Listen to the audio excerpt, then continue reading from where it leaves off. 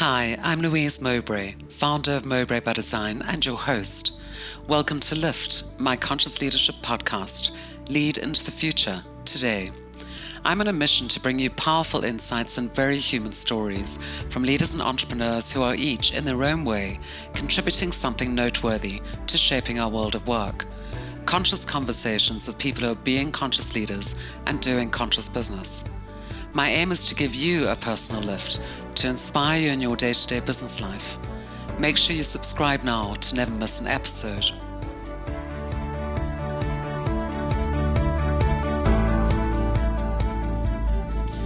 Today I'm talking to Dr. Jan Bellermann, founder of the Conscious Leadership Academy in Munich, Germany. Jan is an international keynote speaker, trainer and coach on the big topics of conscious leadership and values-driven cultures. Before founding his business, which he now runs with his business partner Regina Brand, Jan was a member of the senior management team of an international ICT company where he inspired his people to develop several award-winning innovations. Jan has spent the last decade acquiring a vast knowledge of psychology, quantum physics, and neuroscience, which drives his passion for self-development and the evolution of consciousness. I recently met Jan at the Conscious Companies event on conscious leadership and ethics in Johannesburg, South Africa, where we were both invited to speak. Jan delivered an inspiring keynote, and I wanted to learn more about his journey so far. Jan, it's an absolute delight to have you here with me today to talk about conscious leadership and business.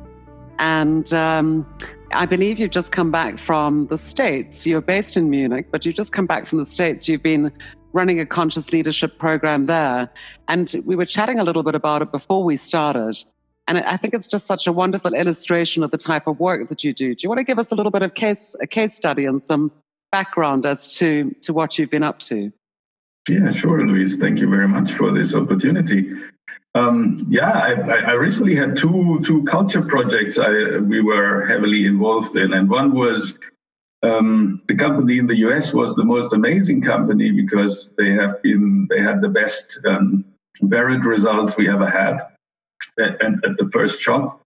We are using the Varied Values Center to do the first assessments before we start working with them. And 2 weeks back, I had the worst result I ever had. That was a company in Germany, which was so surprisingly had an entropy level, which is a measurement for the amount of fear in that company. Pretty high, which is close to collapse already. So it was interesting for me to work in between these two extremes. Yeah, it is quite surprising actually. Once we actually measure things and we add some sort of analysis to it before we start, which I think is always a healthy way to begin any engagement. And Jan, tell me more about the Conscious Leadership Academy. Tell me, you're the founder, you're the CEO. Tell me how it started. Tell me what you do. Tell me what you're up to today. Yeah, okay. Where to start? It took me quite a while to get on this journey because I had the typical, let's say, normal career. I was in a big ICT company, working globally, heading up a big IT department. And I enjoyed working internationally, so that was good. But over time, I found that I got more interested in the people side of it and what motivates people and how to develop the potential of them and how to get the best out of them. And because I realized that the people enjoy getting better and better, and when they thrive and have these successes, they feel so much better, and then this accelerates. So this is like an upward spiral, and that was giving me so much joy. So I had a private crisis about 10 years back, and so the turning point for me was going to India and trying to understand who I am, why am I here, what's the purpose of my life, all these questions that suddenly come up when you have been focusing so much on your career and you have achieved all that stuff. Yeah. And then suddenly you find out there's so much more out there and I don't really understand my own drivers. So that I found a very interesting place called O&O Academy, which I'm going there every year, and that completely changed my way of thinking, my perception. I would say the biggest achievement is the number of thoughts I still have. So it's really, really cut down to a small amount, and I get a lot more calm, and it's a lot easier for me to connect. And these kind of things I brought then into my day-to-day work in the telecoms industry, and I started to experiment with my own teams, and that really was very, very interesting because the people liked it. We created our own little microculture. The people were thriving. At that time, we went through a difficult phase, and I always had to reduce the amount of people in the team. But somehow we still kept the good mood, and we still were able to meet our targets, which surprised then my colleagues. And so, how are you able to do this? And that was the first time I was thinking about it, because my answer was, I don't know. Yeah? Because I was just experimenting a little bit and talking about thinking about the people, but I was not aware what's really happening. So I started to read a lot about biology, psychology, quantum physics, all these things. And then, because from my own background, I'm a researcher, so I was able to bring all these things together, and I found the right mixture between ancient wisdom from the Indians plus the new modern scientific approach, and that was helping me a lot to understand what's going on there. And at a certain point in time, I decided, that's something we need to spread. So I started my own company, and now, since then, we are doing it. Fantastic. And isn't it amazing how it always takes some sort of personal crisis of confidence in a way before, yes. Many of us start exploring, or perhaps there are a series of crises of confidence along the route. Yes. We dig a little deeper and we look a little closer at ourselves, and then find the joy in that. And of course, we want to be able to help other people to find the same thing.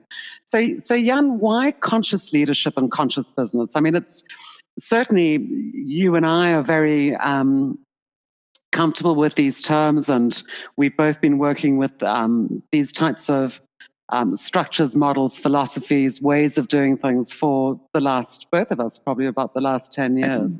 But for many people, it sounds like a nice thing to do. But really, as you said with your team, you were still getting the same results, but perhaps working, in a very different way with a bunch of happy people during difficult economic times. But why do you think that this has really caught fire? It started off as kind of a gentle movement or a nice to have. And today, really, business as a force for good is the driver, without a doubt, across the types of businesses that we're all very familiar with. Yeah, absolutely, Louise. That's right. Yeah, I think the question I hear most is about conscious leadership. What are you conscious about? So, and then I say, there are three things. And the very first thing is I need to be conscious about my own state and understanding the impact of my thoughts on my own performance, for example, on my own behavior.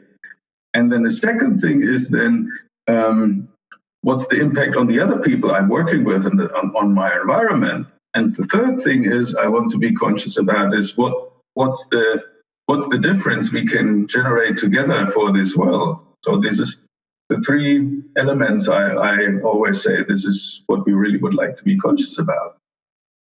And the reason for the first one is, let's say, I always explain it that way because normally we start our projects with the people come or the leaders come because they want to do a transformational project.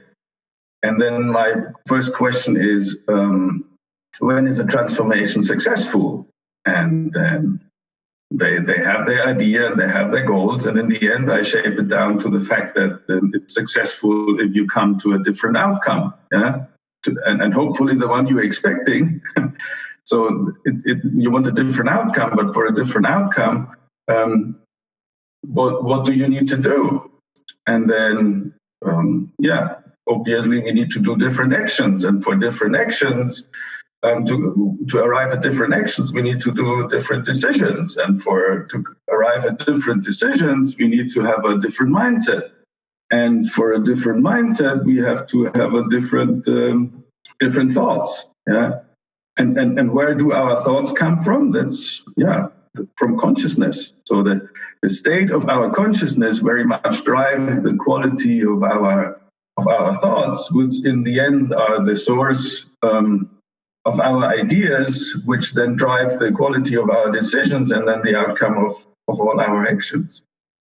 Yeah, it's. I think that both you and I, and certainly most people listening who've ever worked in corporate life, we know that so much time and energy is spent on trying to change behaviors, which is the external. I guess, experience we have of other people's internal thinking and their state of consciousness. And I've always been a great believer that, we need to shift something within our beings, which drives the doing, which then becomes effortless and in the right direction. So really go to source, and the source is always self. So hopefully a spicy, saucy self, but you never know how that pans out.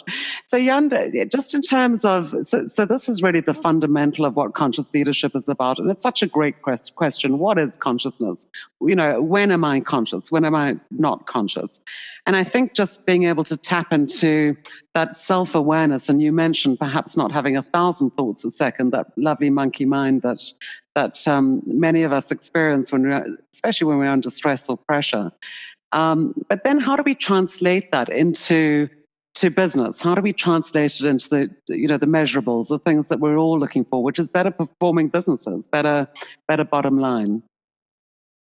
Yes, so I normally start then, what we use in our vertical development trainings is then I show brain scans of the two different states. And in the one state where we are, let's say, under stress, or where we have some kind of an anxiety or fear coming up, then you can see that the energy of the brain move to the back part of your brain, where it's called the reptile brain, and that's responsible for the reflexes, so that we can react fast. And that's a good idea, because I think our body was designed several thousand years ago, and at that time we were still facing a lot of life-threatening dangers. But nowadays in the office we don't have this anymore. Yeah? So but the body is still the same, and that means if we are suddenly facing a psychological threat, like not meeting the deadline or a market crash or whatever is out there, then guess what? So how is our brain reacting to that? And that's exactly the same, like for a physiological threat, for a life threat. And so exactly at that time when we need our intelligence most, we don't have full access to it. Yeah? And so then we show the other brain scan where the energy in the brain is, and that's in the front part, in the rational, logical thinking part. When you are in a well-being or a calm courage state, I call it. Yeah, and if you learn how to move yourself into this calm courage state, then you suddenly get access to your full intelligence. Yeah, and that's only the start, because that's you're using your own potential there. But if you then learn later on in the courses, we talk about how to tap into intuition or other, let's say, universal intelligence, which is out there in the field. That's amazing, especially when we work with teams, how the people suddenly get creative and innovation kicks back in, and then we are back to the bottom line, because if you're good in if you have a creative team and you come up with nice innovations, and which if these innovations are serving then not only the company, but also maybe society or the customers and everybody, then the whole thing is an upward spiral, and the bottom line will be there from the beginning. Yeah, it's interesting, isn't it? Going from a nice to have, wouldn't it be lovely for all of us to be like this, to the stark realization in today's world of work that if we're not serving people's idea of the life that they want to live in relation not only to the normal stakeholders, but of course bringing in society and the environment, we really are losing ground every single day. So it's gone from a nice to have to an absolute fundamental in business. And I think some organizations are slow to realize this, and others are making extraordinary headway. What do you think the difference, Jan? You and I would, without a doubt, we'd say, well, of course, they've got this, this golden thread, this strain of, values-based conscious leadership running through those organizations. But if we deconstruct that and we take away some of the, sort of hip-happy language around it, what are organizations who want to change, who want to have this type of transformation? Where do they start? I think it all starts really at the top with the leader, because the big discussions we're always having is, and we recently organized the European Conscious Capitalism Conference in Berlin here with some friends, and so people, and we had people there from startups, from very small companies, but we also had CEOs there talking from big international companies as well. So we had, for example, John Mackey there from Whole Foods with his 80,000 people, and he was talking about leading with love. And we had another Vincent Gentil we had there. He is leading a 36,000 employee company in Russia. And what they have in common, if you look at them, it's they care about people. And if you have a true, if it's very authentic, if you care in a very authentic way that you are interested in your people. Sometimes when I took over a new team, and I first wanted to find out when are the birthdays of my people. And then in some companies, I ran into a problem because they said, we cannot give it to you. The HR people told you that's data protection, so we cannot share it. Yeah? So then I kicked off my own Excel list and sent it out to the people so that they were entering their birthdays. And some of the people, and we had several hierarchy layers in between, but on every day, every time on every birthday, I was calling the people. And then so some of the people I never saw, I never spoke before, and they were very astonished that some of the boss is calling and we're talking. And that's the first time I was asking them if we could do something for them, or how the family is and how many kids they have and what the names of the kids and things like that. And surprisingly enough, I could remember all these names of the kids. And so when we talk next time, and sometimes it was the next birthday, the next conversation we had, they were so astonished that I could still remember how was the daughter and how was the injury and how did the operation go, or things like that. Yeah. And I think if you have this true nature of caring about people, then this is the basis for me, because then the people start to trust you, and then, Yeah, that's extraordinary. Yeah, and this kind of deep, leading with love. And John Mackey, I remember meeting him in 2012, actually, at a conscious capitalism conference in Boston. And a lot of people have wondered, okay, well, so an organization of this size sells out to Amazon. How do they retain their this extraordinary conscious culture that actually gives a damn about people, that wants to lead with love, which, love and business, are they great bedfellows, one might argue. But, if we think about it, love and anything is a great bedfellow. So just from this simple human capacity, loving our stakeholders, really deeply caring about what happens to the people in these chains of processes that we manage and build and grow globally, has got to have a powerful impact, and a way more powerful impact than perhaps the way that things have been done in the past. So just the enormity of these types of organizations. You mentioned we've got to start top down, because all culture is formed top down.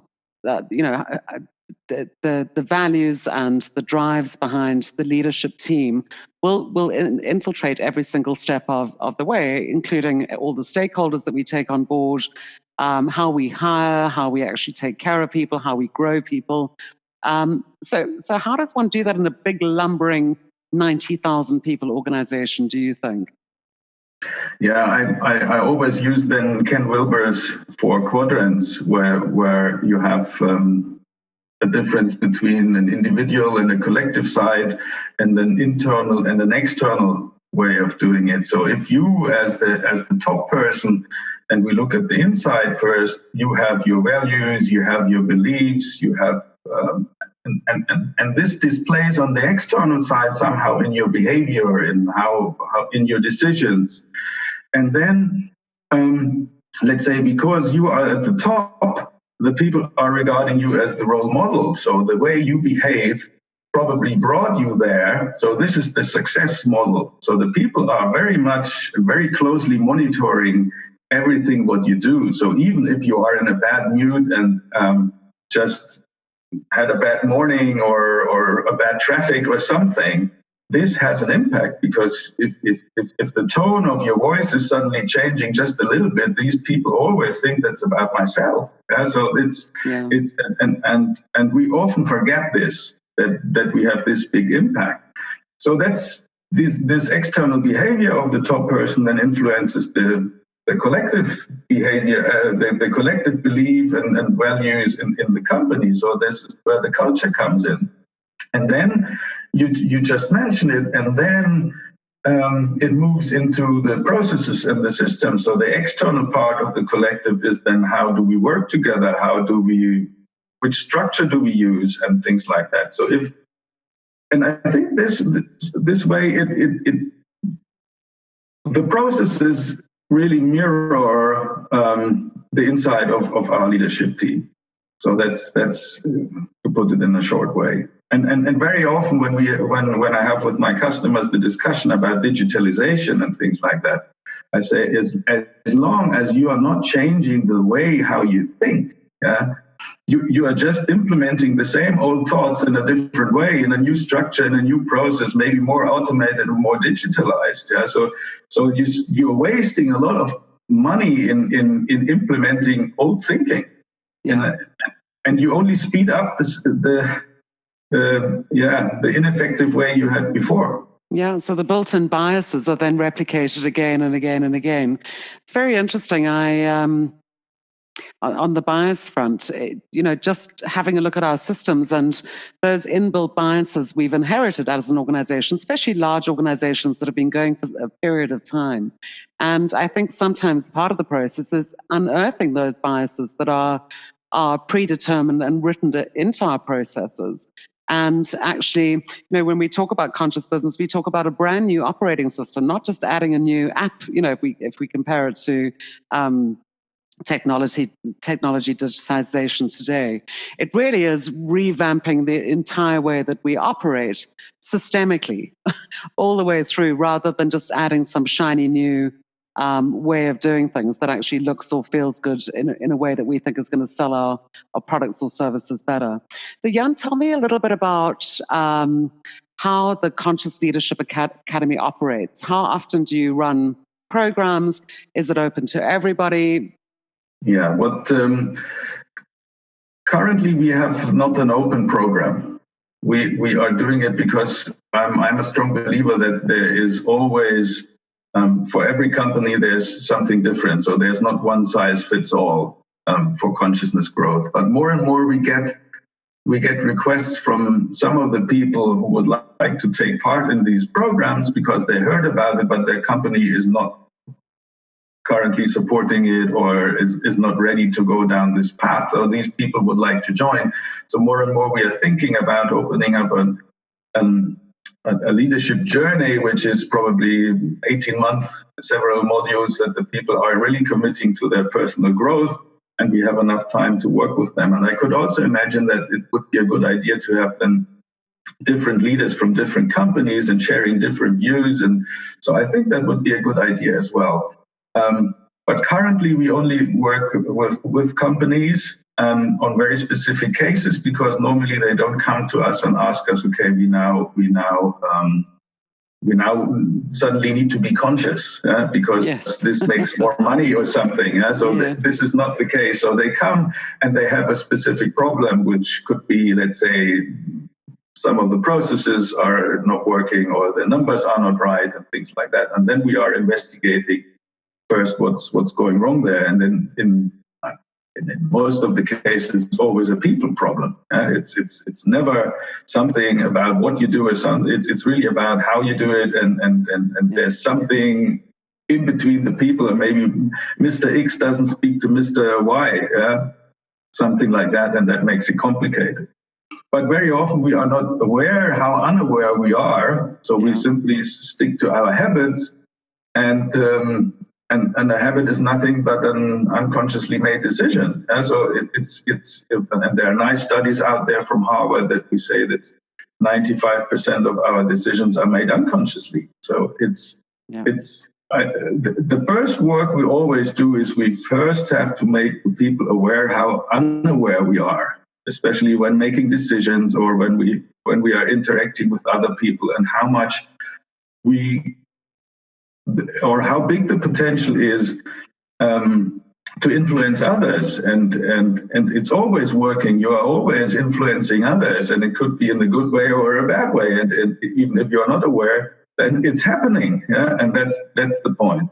And that's the very first step to do. And fantastic. I was going to ask you if you had to give any leader who... So I'll backtrack just a second. I'm in full agreement with you. It's very seldom we have the opportunity to go into an organization that says, come and make us, transform us into a conscious organization just for the sake of it. There is always a business driver behind it. And the driver usually is, we need to transform a process or a product, or we need to become more innovative, or we need to be more creative and actually have something tangible to show, or we have something that's just not going the way that we thought it would or the way we wanted to, and what's standing in the way. So there is always a diagnosis, and I think perhaps the business community are very open to diagnosis. We want somebody to come and have a look at something and say, okay, we'll fix this little bit and you'll be fine, and off we go. There we go. We replace the faulty part.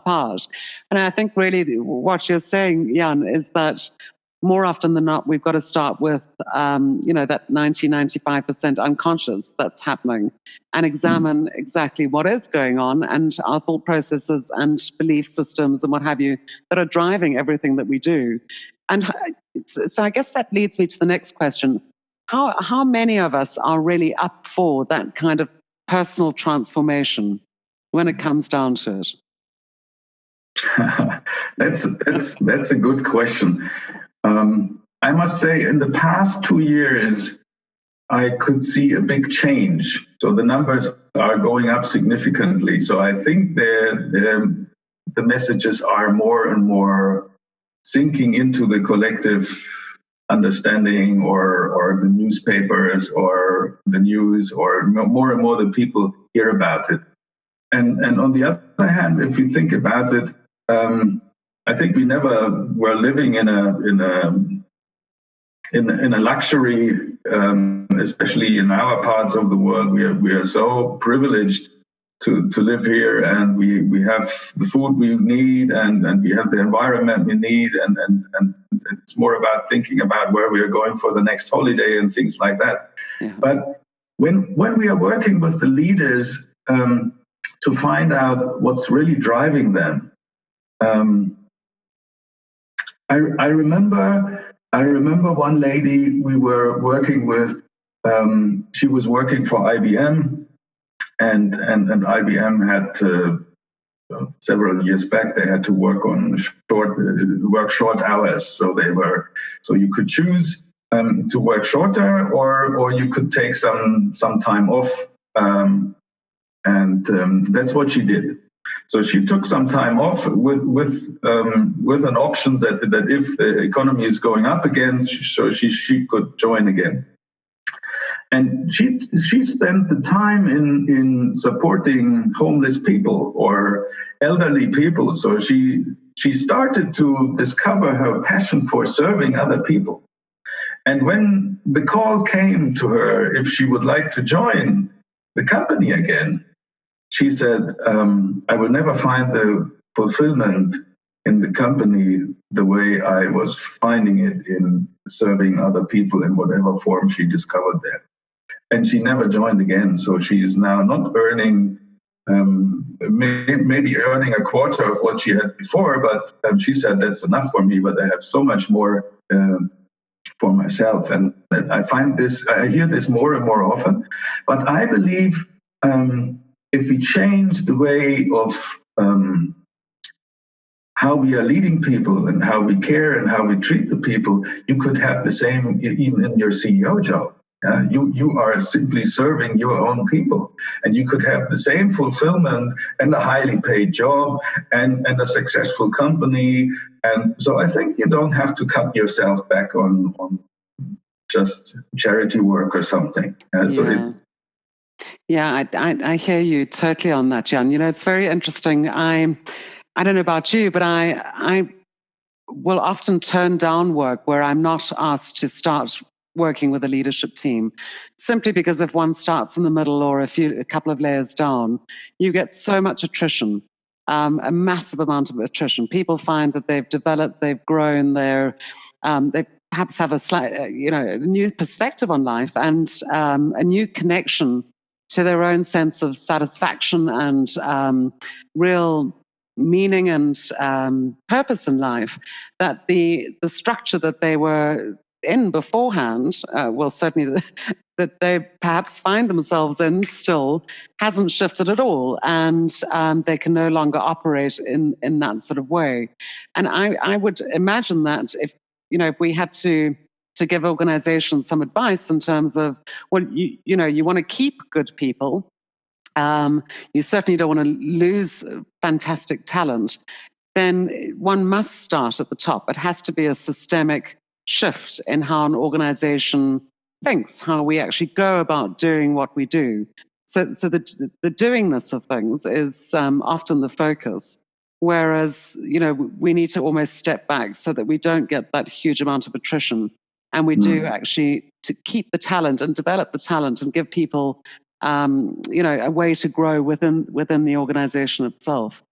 Absolutely. Such an interesting point. And I think really our responsibility as people working in these organizations is to make that pretty clear from the start. Yeah, one of the things I often have when we are discussing, especially with the HR departments, is that the HR departments are then asking, okay, if you're working with them and they discover their strength and their purpose and something, then maybe they leave this company. Because so more or less they are thinking it from an investment perspective. So I've invested in them, and then suddenly they leave the company. And that's obviously that could happen. But I then ask them, what's the alternative? The alternative is they just imagine they stay and you don't train them. Yeah, so that's. Yeah, it's the age-old adage of, absolutely. Yeah. So it has to be a collective, systemic approach.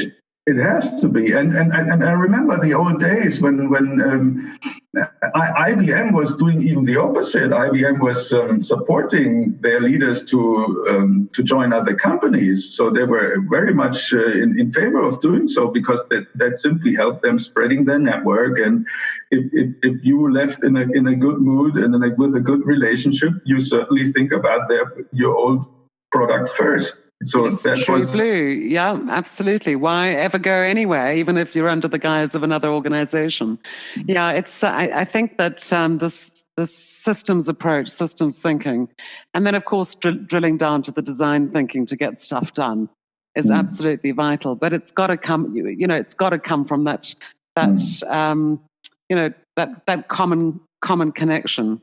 Yeah, and I think you just touched the main point for me. The main point, the main blocker for me that this movement is not, let's say, as fast as I would love to see it, is that even the chairman or the CEOs, they still somehow believe they cannot change the system. Yeah. But that's not true at all. They are the top. They can change the system. They are the system, exactly. Yeah, exactly. Yeah. Right. So, yeah. And as you said before, somebody comes in, they've had they've been shouting at somebody, in the traffic or something, it's on the tube or whatever, however they get to work, or, the coffee doesn't quite arrive in the way it should be, and their day is thrown, and the ripple effect on other people, and not taking full responsibility for that. Really, there we have the system. And that's just a silly example of something minute and minuscule, but the impact on others can be measured and felt. If somebody's wandering around like a bear with a sore head, and I think a lot of people can relate to reporting into people like that, and everybody's running around, in trepidation, then it has a massive effect. And I think, yes, it is that realization that I am the system, that is part of the responsibility of me leading this organization, and all of these human beings, these souls, who then go home to their own families, and the ripple effect continues. So the spiral either goes up or down. One way or the other. So what do you choose is always the question. Yes. And what's quite interesting is always when we then go to the second part of it, what's the impact on others?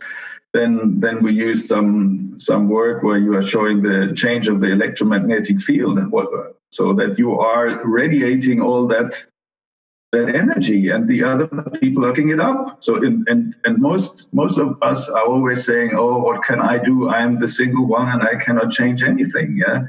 But then I say, how many people do you meet a day? Yeah.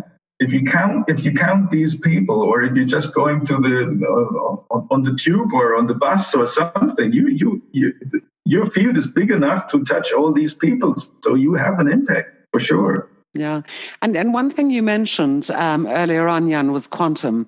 And I often find, especially with linear type of organizations or left brain organizations or pretty academic organizations, consultancies, a lot of them, and I don't want to brand any of these organizations, but what we often find is that perhaps explaining things in physics terms or in quantum terms, the impact that our energy has and the corresponding effect is often a really good illustration, rather than perhaps sitting in the perceived understanding of what consciousness and that intangible consciousness means.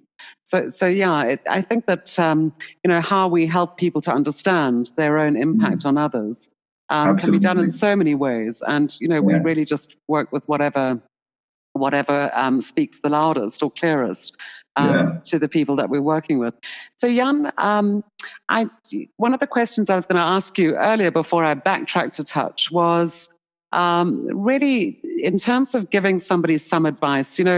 You've mentioned that in the last couple of years there's been a wonderful escalation in perhaps various different movements around the world popping into more realistic, tangible types of models and processes, like B corporations being listed on the stock exchange. I think we have around about 3,000 now. I could be wrong on the number. But that's growing, and it's growing exponentially. What do you think has caused that sort of pop in the last couple of years, where these organizations and the thinking has actually manifested into actual action on the behalf of leaders and organizations? And where do you think we're going? And sorry, the main question there would be, what advice would you give somebody who wants to actually start or further their own journey in driving conscious business?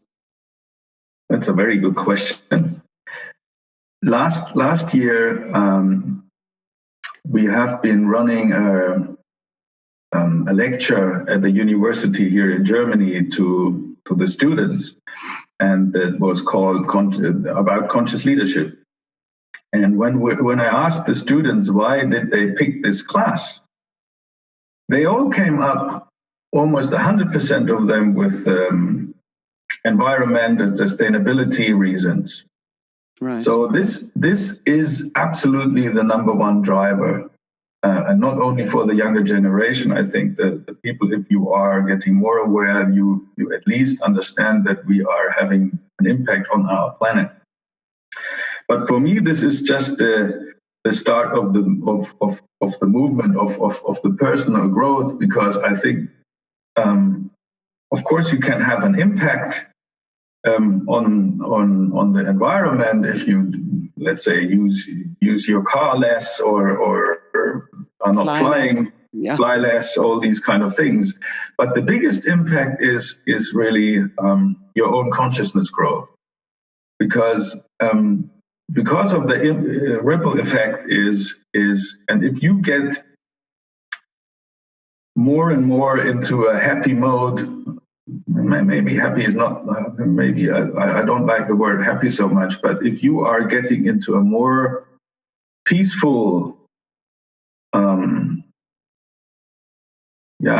into a peaceful, calm, courage mode, this contributes. And this is not only contributing in the organization or at work, this is the same at home for the family or your friends. And I think this way you have a lot more impact.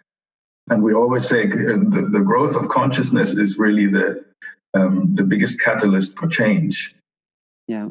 So that's my advice. If you start your own journey, and earlier you said, we probably need some.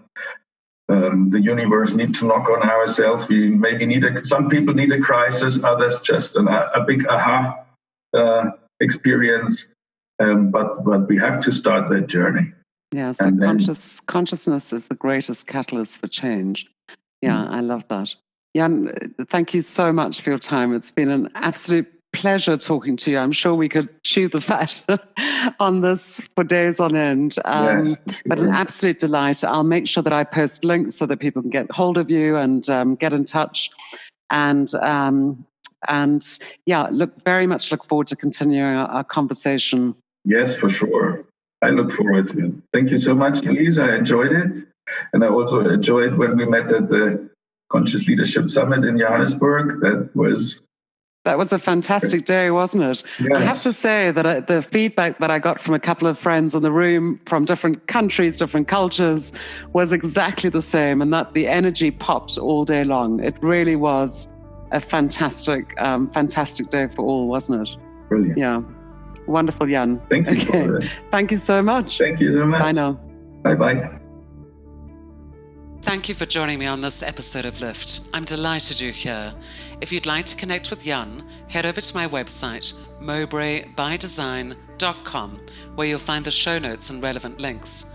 Whilst you're there, don't forget to subscribe to the show in iTunes or any of your favorite platforms to never miss an episode.